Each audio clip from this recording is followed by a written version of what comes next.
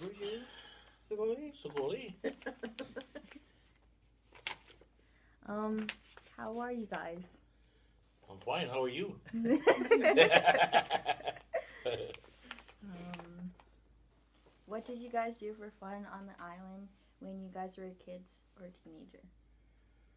What did I do? Growing up, we were in a small two-story house, one big room down the bottom, which had stairs going to another big room upstairs. And that was what we lived in. Or we didn't have running water. We had hydro, a TV, and for fun, once we got up and had breakfast, we were to the bush all day. I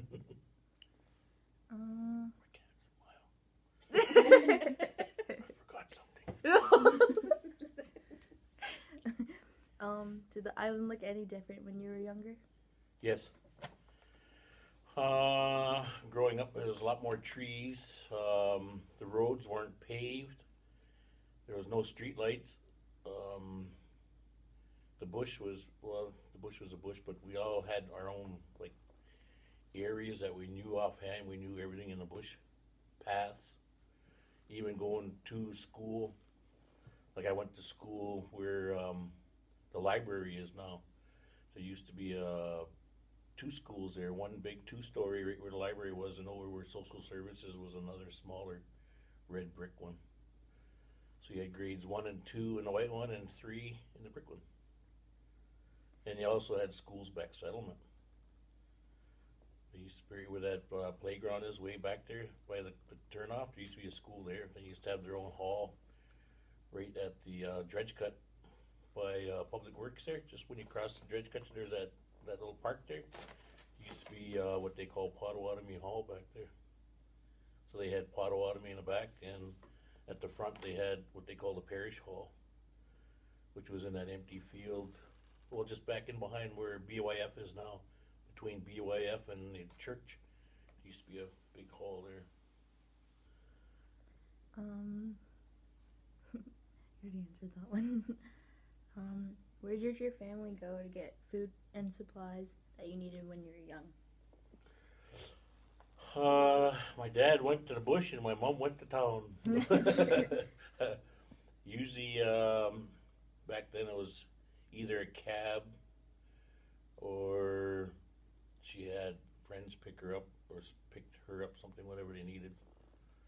Because I know my dad worked when he could, and my mom did too, but it was probably just a small grocery store in town, or even into the States. They crossed the ferry, went into Algonac. Before the customs, the way it is set up there now, when you go into Algonac and off to the left there, it's all like open grass and stuff. Those used to be all nothing but stores in there at one time. All the way down to the end. What responsibilities did you have when you were young? It was my responsibility was to go out and play and get lost for the day. What were the waters around Walpole Island like when you were growing up? Water is water. I guess it was a lot cleaner back then. Winters were colder. It was like the ice would freeze almost solid, like flat. You could skate wherever you wanted to skate back then.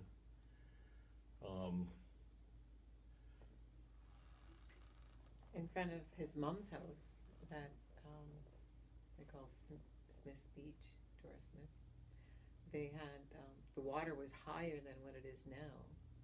It went right up to the rocks. So when you walk out there, that's how high the water was. And his dad had a dock there. We could swim deep right there, just off that. Now it's a lot lower. Yeah, people say the water's high now. It wasn't. It was higher back then. It's still probably 3 feet lower now than it was back then. Were the natural resources and wildlife more abundant when you were younger? Yes. And can you explain is what you're trying to say? You'll have to add that on your question. Yeah, I don't know what it is, but we have, through my work now, I work with the resource protection program here on Walpole. We had a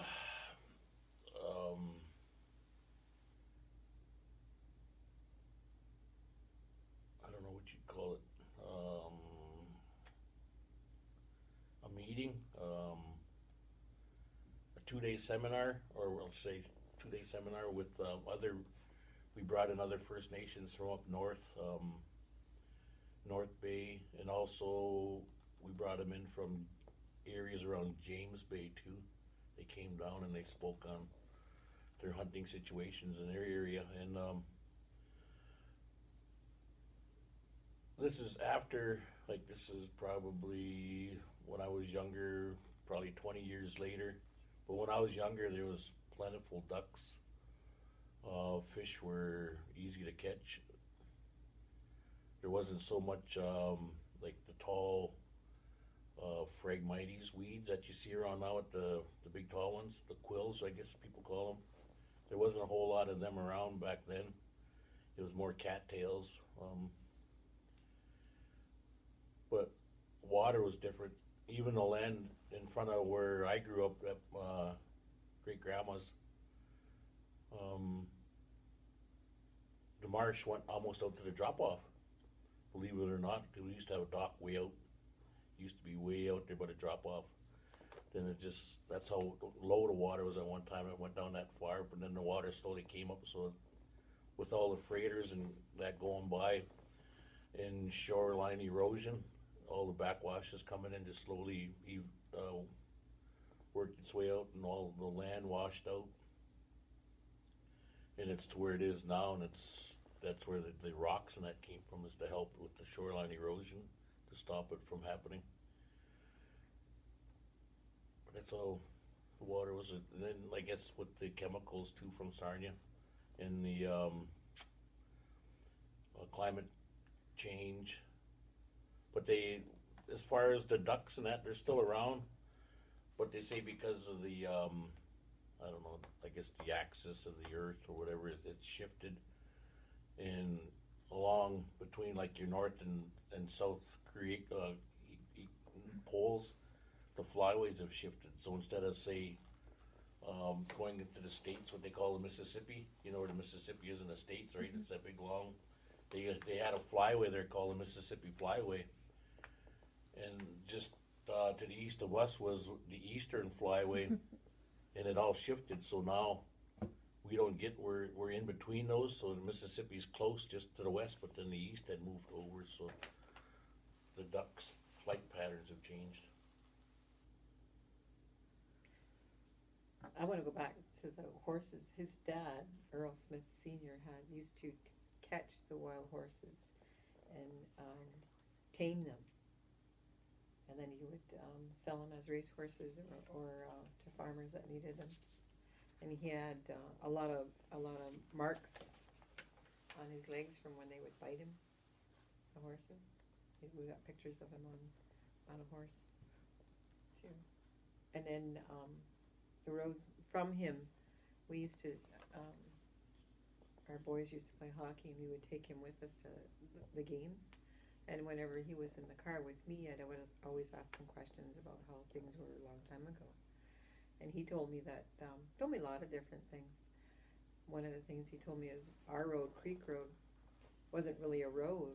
It was just a creek, and that's why the name was. But it was when it was first made, it was made out of big trees, and they laid the trees down like this. The road was going this way, so all the the trees were laid down to make that road. So springtime, you can really feel it, even on the paved part of that road now, that it's bumpy, and that's because of those trees that are underneath there. And then with his dad used to hunt muskrats too, and there was always muskrats in the house, and they would hang them on drying racks and around the wood stove, and his mom would always clean the rats. Stinky stuff, but that's what she did. But back then too, they got good money for those pellets too. When they were dried, they used to have a guy that would come around and he would look at all of his dad's rats, and he would come up with an amount of how much he got. Well, this one's worth like $10, or this one's worth $5. Different prices for them. So. Were there deer nests when you were growing up? Who? Deer nests. Deer nest. Deer Nest. nests? Yeah. As in, what's a deer nest? I'm not sure. You mean were deer plentiful back then, maybe? I guess I think maybe what you're talking about is deer beds, bedding, like beds. What they do is they go out in the marsh and they'll lay down in the marsh weeds, and they form like, I guess it's like a nest, but it's like, we call it a bed, a deer bed. Yeah, there was deer beds back then. I guess going back to that horse part too, when I was growing up, there wasn't a whole lot wandering along the front of the island. They were all on St. Anne's Island when I was growing up, and that was the last part of them. They were back in St. Anne's.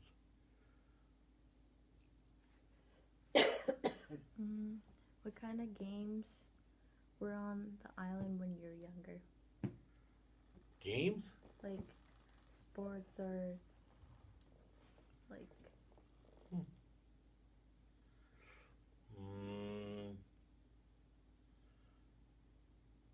Don't really know. Well, you played hockey. Well, that wasn't until later on, like when I was 12 or so. Like I didn't start early. Yeah, but still. But that was a chore to do that, though. Well, on the island here, they had summertime was baseball. They tried lacrosse way back in the day, but it didn't pan out. And hockey in the wintertime, but hockey was probably the hardest of all sports because the bridge wasn't here at that time. They used to be at what they call a cable ferry, and when it got cold, when the ice flowed, it plugged the river up so the ferry wouldn't go. It couldn't go. Then they used to open up the ice or bust it back open using dynamite to open up so the ferry could run. And depending on the mortar too, if the mortar broke down, it was manual cable.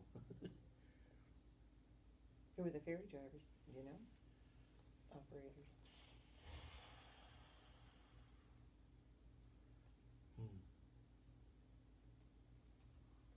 He told me a story one time about him playing with his cars as a little kid on the. Oh, when they were building the bridge. Yeah, that's when my buddy Ray Reeman, he lived just to the east of the bridge where they're building it, and when they're building the ramp that goes up to the bridge. We were over there just goofing around, digging holes in the side, and all of a sudden I didn't hear it, but I was too busy digging because I had my head down, and Ray looks up, and then the ferry was just a little ways over where that road is, like by the arena road they call it now, where it goes straight up. That's where the ferry used to be. There used to be a cable ferry right there crossing. And he says, "Hey," he says, "there's a car in the water." I said, "No way." I just kept monkeying around there, and next thing you know, he's sitting there watching it. Finally, he stood up, so I got up and looked too, and he sees this car floating down the river. Slowly goes down. You can see the trunk and the bumper, and all of a sudden disappeared. Did they ever get it out of the water? Oh yeah, they got it. So it's not there now. No, it's not there. No. Just lady didn't stop. Was she all right? No. Oh. That's the part I don't want to see. Oh. Sorry. Yeah, she's all right. She came up with the car when they pulled it out. Did your family speak Ojibwe or English when you were growing up? We spoke English. My dad was probably one of the better speakers of Ojibwe, but we were never taught. I don't know why, but we just weren't. And in my family, my mom and my aunts and my grandparents, we all lived in the States, in the city of Michigan, Detroit, a suburb of Detroit, and they would speak when they got together. And I even had a great aunt, was my mom's sister. Yeah, she would read tea leaves, and they would all say in the language. They would talk in the language, so us kids wouldn't know what they were saying unless they said our name. Then we knew that they were talking about us, but we were never taught. And now my mom's still alive, and she can understand the language, but she doesn't speak it because she doesn't have anybody to speak it with. So.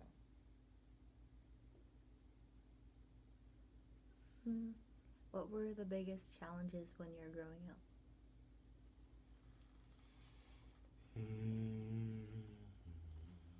School. School and I don't know. I guess things are probably just as bad now as it used to be back then. As far as I think it was worse back then. yeah, it was because they used to we used to have to chum with somebody back when we were in high school. Otherwise, you'd probably end up getting beat up. So another native? Yeah. They left me alone because I didn't. You hung out with the big guys? No? No, I just wouldn't stop until they start fighting. Oh. And when I was growing up, I lived in the city, and that when I grew up, I went to school with mostly my cousins that we had a school that we went from kindergarten to grade 6, and they had there were 6 in my family and 6 in my cousin's family, and we all went to the same school. And at one time there was somebody in each grade on the way up from kindergarten to grade 6. But yet I always come across racism.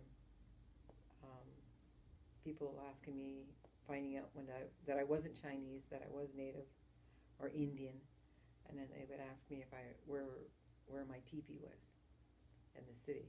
And I would tell them, do you see a teepee around in this neighborhood? Let me know, because that's unusual. That wasn't even our ways. We lived in longhouses. So, but I remember even getting picked on, like, at school from a teacher. I didn't think I did anything wrong. I was just little. I was only like 6. But for some reason, this teacher didn't like me. And she always had my chair or my desk was like behind hers or something. She always seemed like she always wanted to punish me for some reason, and I didn't think I did anything wrong. I was quiet and shy back then, so I think it was because of her race. Looking back on it now, because there wasn't any blacks in my school.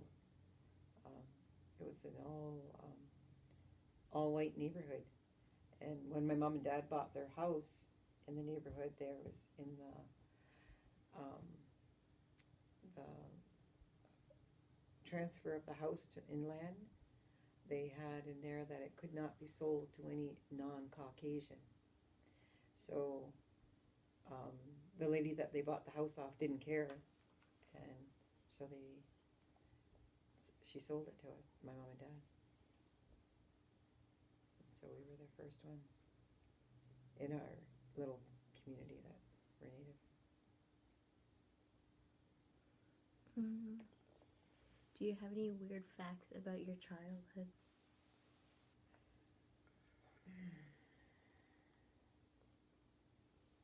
Facts? Like, is that would be like myths that we were told, or is that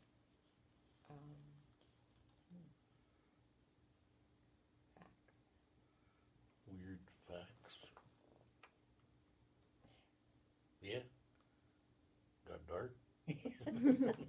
Got light. No, there was a story that people know about with your dad, and his crane. Oh, snakes? He was a crane operator, and his name was Earl Smith, but everybody knew him by Smitty. Everybody called him Smitty, and yeah, he used to run a crane to dredge, to dig out ditches and stuff. I think the story of the snakes and whatever, they've always been here. It's just that nobody bothers them. So they just kind of, if you leave them alone, they won't bother you, type thing. But, yeah, I guess the story she's talking about was my dad. He was a crane operator, and he was working late one night, and he was the big boom on a crane, like your where he was sitting operating cranes here. Then his boom goes up probably another 30, 40 feet up, and there's just a small light down there, and it dropped down, what they call a bucket. So he'd pull it in like that, drop it down, bring dirt in, and dump it out, and just throw it back out like that, just slowly doing that all night. And he threw it out, and he pulled it back in, and he lifted it up out of the water. Then out of the bucket, there's something sticking out towards him like that. Then out the back end, there's something hanging out, so he thought it was a log. So he just slowly brings it up to the cab, to the light, and all of a sudden, you can see this big head. He said it was probably the size of a horse head, and all of a sudden you could see something come out of the mouth, and he just dumped it right there and dropped that bucket on the same spot a few times, and that was it for the night. He drove the crane back up to the side of the truck and just kind of jumped on the track into his truck and came home. Normally he would have left the crane where it was, Yeah. where he was done work, and then walked back to his truck, but he didn't. He took the crane. Yeah. Drove the crane Took back. the crane back to the truck. Other facts.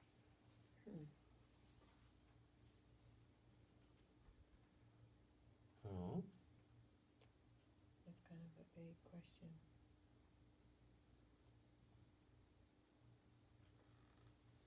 Is there anything else you can think of besides being a fact, or? Like stories that you heard?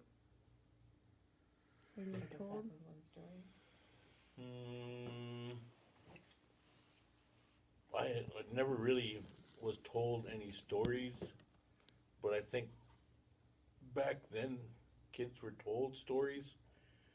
It was kind of in order to scare them to get home by dark. So, To make them listen. Right? yeah, Yeah. you better get home Yeah. before dark or bad things are out there. And G-by. Yeah, I don't know. Yeah, and I lived in the city, so we had to get home before the street lights came on. Yeah, we just had to get out of the bush before we couldn't find our way. Did anybody ever get lost? No, No? no, Nobody got left out there? paths are always good. That's what we did. We just walked them every day, so they were good paths. So everybody used them, not just kids.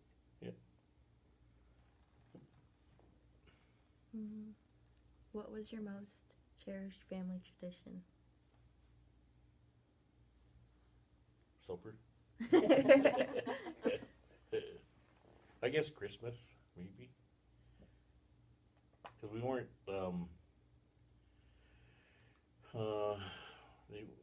we didn't have a lot of money, I guess I'll put it that way.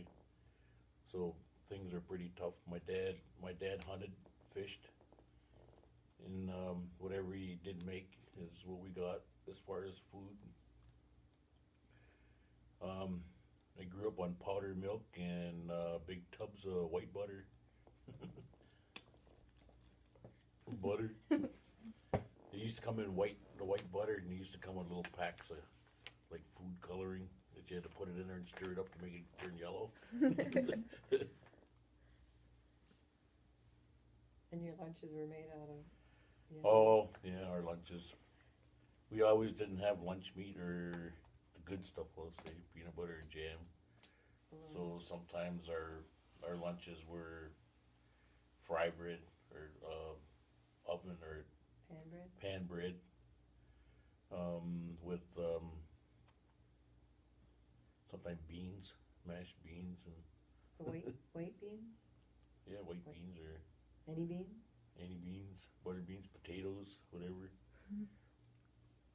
But when you got to school in town, Yeah, I used to trade them for bologna sandwiches. Kids in town would, what do you got there? They look at it and they go, they'd sniff it to see what it is, because it had just the way it looked and the way it tasted. It was just something that they didn't have in town, so I could trade it for different sandwiches. Do you have any special sayings or expressions you heard when you were young? in the language, Sayings.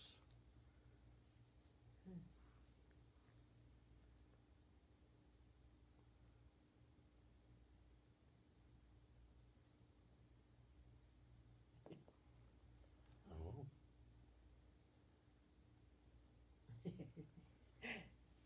wait till your dad gets home. Yep.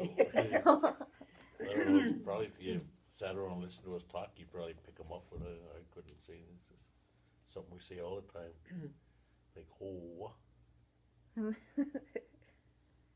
oh, is it?